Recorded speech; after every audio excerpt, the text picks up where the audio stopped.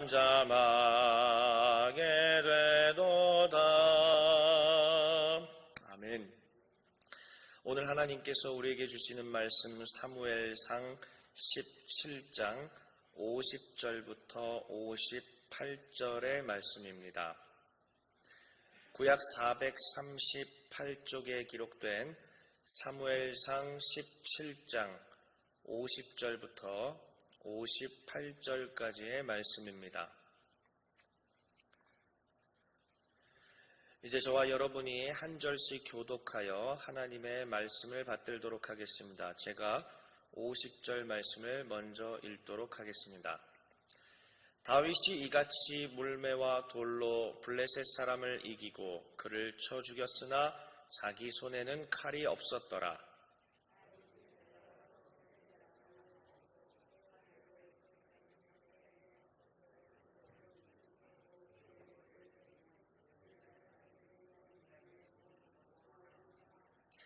이스라엘과 유다 사람들이 일어나서 소리 지르며 블레셋 사람들을 쫓아 가이와 에그론 성문까지 이르렀고 블레셋 사람들의 부상자들은 사라임 가는 길에서부터 가드와 에그론까지 엎드러졌더라.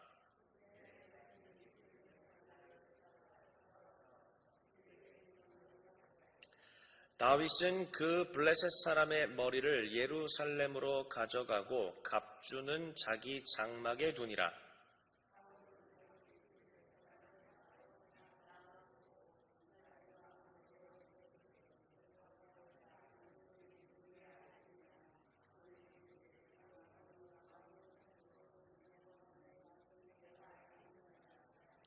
왕이 이르되 너는 이 청년이 누구의 아들인가 물어보라 하였더니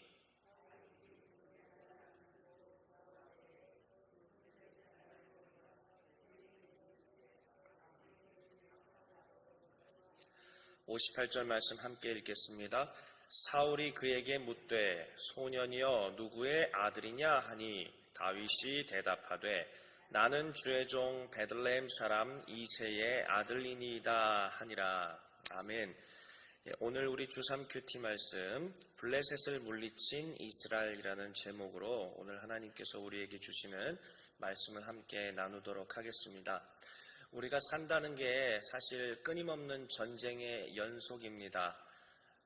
직장에서 먹고 사는 문제, 사업처에서 먹고 사는 문제들 사실 다 전쟁 같은 우리의 삶들이 쭉 펼쳐지고 있죠. 경제를 움직이는 것만 그렇겠습니까? 가정 문제도 끊임없는 갈등들로 전쟁의 연속이라고 할 수가 있겠습니다. 돈도 좀 벌고 가정도 평안한가 싶더니 조금 있으니까는 자녀들이 사고를 치고 여러 가지 문제들을 우리에게 던져주기도 하지요. 시간이 좀 더 지나니까 나의 신앙생활에 회의감이 들기도 하고 이것이 과연 하나님을 내가 제대로 믿는 것인가, 그리고 하나님을 믿으면 과연 나에게 정말 참된 유익과 복이 오는가라는 회의감까지 들면서 우리의 삶은 전반적으로 끊임없는 전쟁들의 연속이라고 볼 수가 있습니다. 성경은 전쟁에 대해서 깊이 있게 다루고 있습니다. 일반적으로 전쟁의 원인이라고 본다면 식량 갈등 때문에 먹을 거를 탈취하기 위해 전쟁을 하기도 하고, 또 부족 갈등이라서 서로 이 부족 저 부족들끼리 감정 싸움과 여러 가지 다툼들을 하게 되며, 영토를 가지고도 갈등을 빚으며 전쟁을 하기도 합니다. 또 서로 노예를 삼기 위해서 전쟁을 하기도 합니다. 성경은 이와 같은 일반적인 전쟁의 모든 양상들을 다 보여주고 있습니다. 그러나 하나님께서 이 성경을 통하여서 우리에게 가르쳐 주시는 전쟁이라는 것은 크게는 딱 두 가지로 나누어질 수가 있습니다. 하나는 무엇인가 하면은 바로 일반적인 전쟁인 거고, 다른 하나의 전쟁은 한번 따라해 볼까요? 여호와 전쟁. 성경은 특별히 이 두 가지 중에서 우리에게 여호와 전쟁에 대해서 계속 가르쳐주고 있습니다. 출애굽 이후에 있었던 사건들을 한번 쭉 돌이켜 볼까요?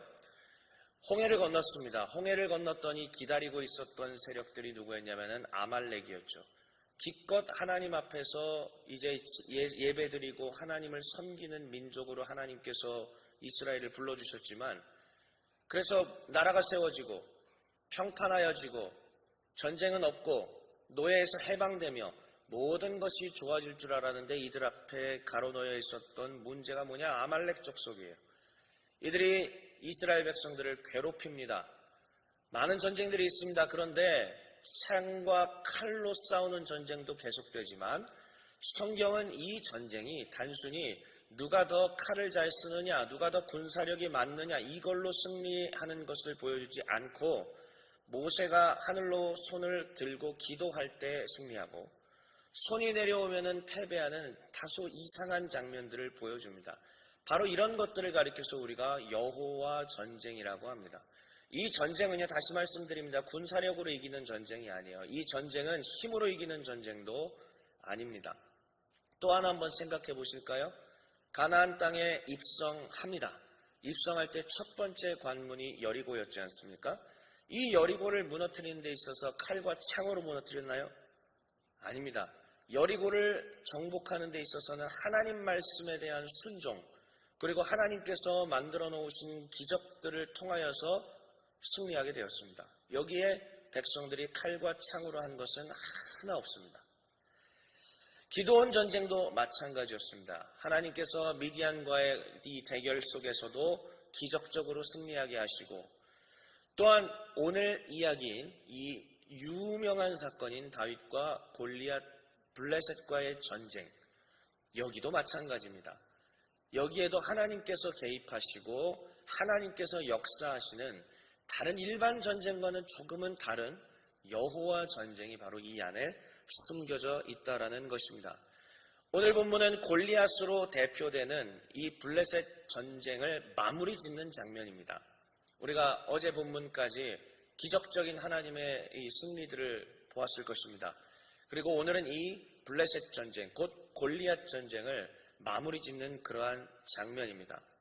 여호와 전쟁의 대표격이라고 불리는 이 골리앗과의 대결을 마무리 지으면서 오늘 하나님께서 우리 사랑하는 길벗교회 주의 백성들에게, 또 오늘 각자 가정에서 예배드리고 계시는 모든 분들에게 하나님께서 어떠한 음성을 들려주실지 기대하며 우리가 조금 더 말씀에 귀를 기울여 보기를 원합니다. 오늘 성경 말씀 본문은 이렇습니다. 아주 간단합니다. 우리가 잘 알다시피 다윗이 이렇게 얘기했었죠. 너는 칼과 창과 단창으로 내게 나아오거니와 나는 만군의 여호와의 이름으로 나아간다.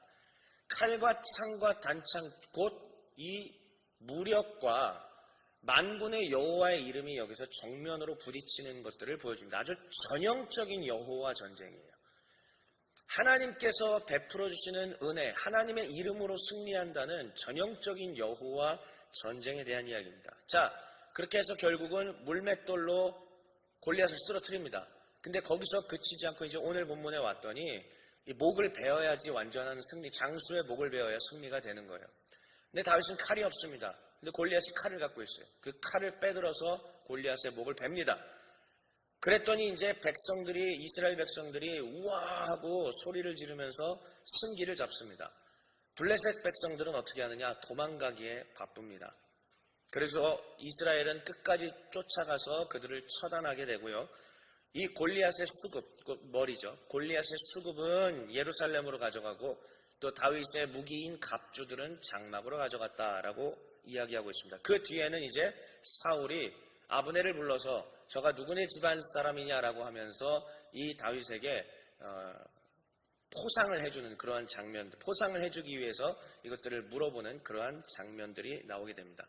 본문의 이야기는 이와 같이 아주 간단한데요. 여기에 담겨있는 하나님께서 우리를 향하신 귀한 뜻들이 담겨있음을 보게 됩니다. 전 지금부터 그 얘기들을 아주 간단하게 오늘 이 새벽 시간에 설명하고자 합니다. 하나님께서 이제 다윗이라고 하는 한 소년을 세워서 역사의 중앙 무대로 그를 내세우십니다.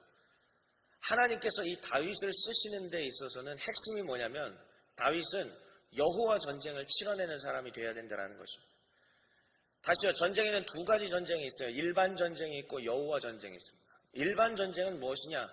칼과 창과 단창, 무력, 힘, 군사력으로 싸우는 전쟁이고요.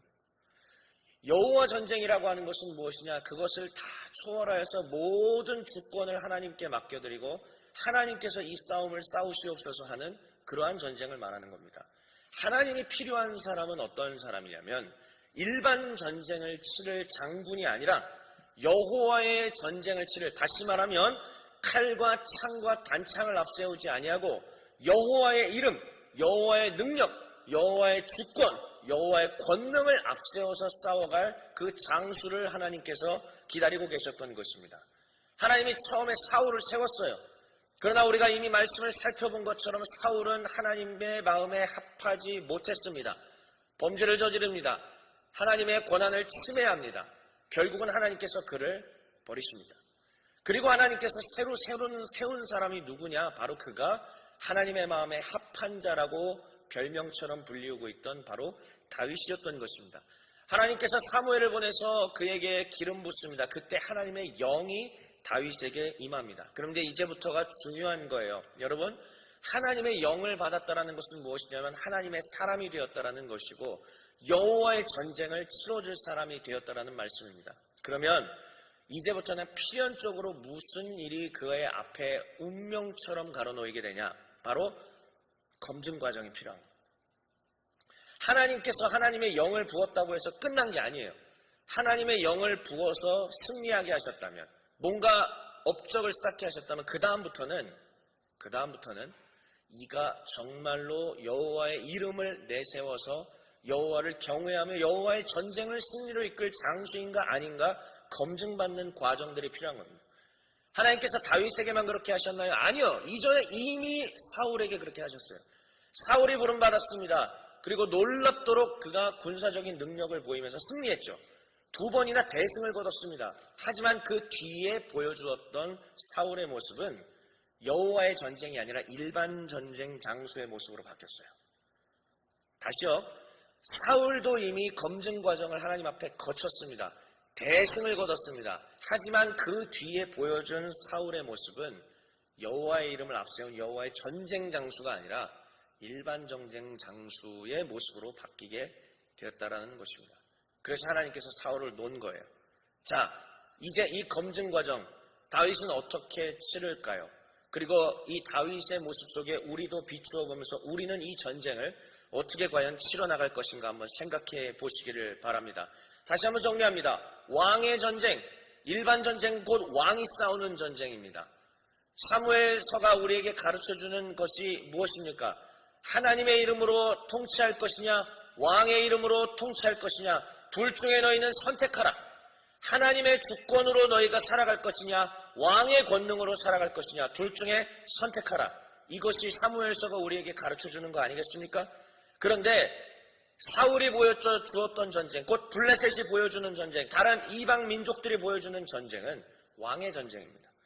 자신의 힘, 자신의 혈기, 자신의 계략, 또한 야비한 것들, 모든 것들을 다 통합하여서 싸웠던 전쟁, 그것이 바로 왕의 전쟁입니다. 그런데 여호와의 전쟁은 이 힘과 혈기와 무력 이런 걸로 싸우는 게 아닙니다.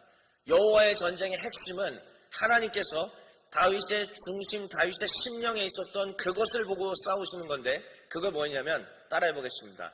믿음. 하나님은 다윗의 심령 가운데, 다윗의 심장 가운데 있었던 그 믿음의 씨앗을 보셨습니다. 그러면서 하나님께서 이제 보여주시는 것이죠. 여호와의 전쟁이란 무엇이냐? 여호와의 전쟁은 칼과 창과 단창과 무력과 너의 능력으로 싸우는 것이 아니라 나 여호와를 향한 믿음으로 싸우는 것이다. 이것을 우리 하나님께서 가르쳐 주시는 것입니다. 다윗의 마음속에는 믿음이 있었어요. 그러나 그 믿음은 아직 조그만한 씨앗밖에 되지 않았습니다. 조그만한 씨앗이 었음에도 불구하고 그의 믿음은 곧바로 신앙의 고백으로 나타났죠. 저 거대한 장수 골리앗이 앞서 있고 블레셋의 거대한 군대들이 앞에 있음에도 불구하고 다윗은 뭐라고 합니까? 여기서 바로 신앙의 고백이 나오잖아요. 너는 칼과 창과 단창으로 오지만 나는 만군의 여호와의 이름으로 나아간다. 만군의 여호와의 이름으로 나갈 때 너희가 아무리 이렇게 하도 나는 흔들리지 않는다. 나는 두려워하지 않는다. 우리는 절대 지지 않는다. 여호와께서 승리하게 하시기 때문이다. 오 아버지 하나님, 저 할례 받지 못한 저 개들만 또 못한 자들 가운데 여호와의 이름의 권능이 땅에 떨어지지 않게 하여 주시옵소서. 하나님, 우리에게는 능력이 없고 우리에게는 힘이 없고 우리에게는 권능이 없지만 하나님 이름으로 진심으로 여호와의 이름을 의지하고 나아갈 때 하나님 승리하게 하여 주시옵소서. 이게 바로 다윗이 우리 가운데 보여주었던 것입니다. 자, 이 소년 다윗의 여정이 이제 출발합니다. 그리고 검증 과정을 거쳤습니다. 이 검증 과정이 바로 전쟁이었던 것이죠. 그리고 이 전쟁은 두 가지의 선택이 놓여 있었습니다. 왕의 전쟁, 일반 전쟁으로 싸울 것인가, 아니면 여호와의 전쟁으로 싸울 것인가. 딱 두 개밖에 없어요. 그런데 사울이 보여주었던 것은 무엇이냐? 일반 전쟁, 왕의 전쟁으로 보여주었던 것이고, 다윗은 여호와 전쟁, 여호와의 이름으로 싸우는, 여호와를 진실로 경외하여 싸우는 모습을 우리에게 보여주었습니다. 작은 믿음이었지만은 이러한 전쟁들을 거치며 다윗은 서서히 큰 사람이 되어갔고 마침내 하나님 손에 더 위대하게 쓰임받는 왕으로 서서히 성장하게 되었습니다. 이제 메시지를 전하고 마치도록 하겠습니다. 사랑하는 성도 여러분, 어떤 문제랑 씨름하고 계십니까? 우리의 삶은 계속 전쟁의 연속이라고 말씀을 드렸습니다. 사랑하는 성도 여러분, 또 지금 가정에서 이 유튜브로 말씀을 듣고 계시는 성도 여러분들은 어떤 문제와 씨름하고 계십니까? 분명한 사실을 하나 말씀드립니다. 하나님이 정말 여러분들에게 기름 부어서 성령을 부어서 하나님의 위대한 사람들로 사용하시고자 한다면 지금 겪고 있는 이 일들이 반드시 검증 과정 가운데 있는 야훼 전쟁임을, 여호와 전쟁임을 잊지 마시기를 주의 이름으로 축원합니다. 하나님께서 지금 우리가 겪어가게 하시는 이 일들이 하나님이 우리를 진짜 여호와의 이름을 내세우며 나아가는 사람인지 아닌지 보시는 검증 과정이라는 말씀입니다. 검증 과정에서 탈락하면 시험에 통과 못하는 겁니다. 하나님께서 우리를 더 견고하게 세워서 진짜 여호와를 의지하는 사람인지 아닌지 확인하시는 작업인데, 여기서 넘어지게 되면 우리의 신앙은 다시 한번 와르르르르 무너지게 되고 하나님께 쓰임받을 가능성도 점차 희박해지게 되는 것입니다. 그러나 걱정하지 마시고 잊지 마십시오. 하나님은 여러분들의 믿음을 응원하고 계십니다. 힘내라, 견뎌라. 내가 너에게 준 그 일들이 네가 싫어서 그런 것이 아니다. 견뎌라. 사랑하는 내 자녀야, 견뎌라. 이것이 우리 하나님께서 우리의 믿음을 응원하고 계시는 주의 음성입니다. 주의 음성으로 받으시기를 주의 이름으로 축원합니다.